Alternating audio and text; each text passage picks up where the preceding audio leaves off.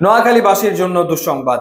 দীর্ঘদিন ধরে নোয়াখালীর মানুষ একটা স্বপ্ন, একটা আশা লালন করে আসছিল যে বিপিএল এ নোয়াখালীর একটা দল খেলবে, নোয়াখালীর একটা ফ্র্যাঞ্চাইজি খেলবে এবং তাদের সেই মনোবাসনা পূর্ণ হওয়ার একটা সুবর্ণ সুযোগ এবার তৈরি হয়েছিল যখন নতুন করে বিসিবি আসলে ফ্র্যাঞ্চাইজি দেওয়ার জন্য আবেদনপত্র চায় এবং একটা প্রতিষ্ঠান নোয়াখালীর ফ্র্যাঞ্চাইজি নেওয়ার জন্য আবেদন করে। প্রতিষ্ঠানের নাম হচ্ছে বাংলা মার্ট, কিন্তু সেই প্রতিষ্ঠানকে বাদ দিয়ে দেওয়া হয়েছে বিসিবির পক্ষ থেকে, এমনটাই জানানো হয়েছে।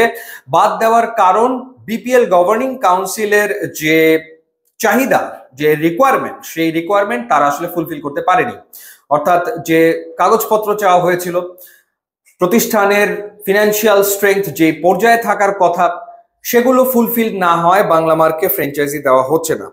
এবং একই সাথে দুঃসংবাদ খুলনার দর্শকদের জন্য, কারণ খুলনা টাইগার্স টিম চেয়ে আবেদন করেছিল মাইন্ডট্রি গ্রুপ, তাদেরকেও আসলে দল দেওয়া হবে না, তাদেরকেও বাদ দিয়ে দেওয়া হয়েছে, কিন্তু কারণ স্পষ্ট করা হয়নি। একই কারণের কথাই বলা হয়েছে, কিন্তু যেহেতু খুলনা টাইগার্স এর আগের বিপিএল গুলোতে খেলেছে মাইন্ডট্রি গ্রুপের অধীনে, তাহলে এবার কেন দেওয়া হলো না সেটা একটা প্রশ্ন বটে।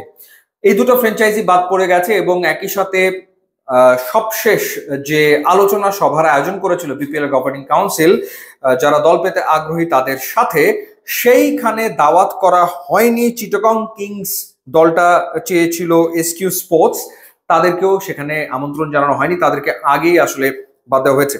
এবং বাদ দেওয়ার কারণ হচ্ছে যে গত বিপিএল এ চিটাগং কিংসের অনেক ক্রিকেটার তারা পারিশ্রমিক পায়নি, পারিশ্রমিক না পাওয়ার অভিযোগ অনেকেই করেছিল, যার কারণে বিপিএল এর সুনাম ক্ষুণ্ণ হয়েছিল। এটা নিয়ে সেই সময় অনেক কথা হয়েছে, আলোচনা হয়েছে এবং সেটিকে বিবেচনায় নিয়ে বিসিবি এই সিদ্ধান্ত নিয়েছে। যদিও এই এসকিউ স্পোর্টস তারা আদালতের দ্বারস্থ হয়েছে এবং তারা আসলে দল নিতে চায়।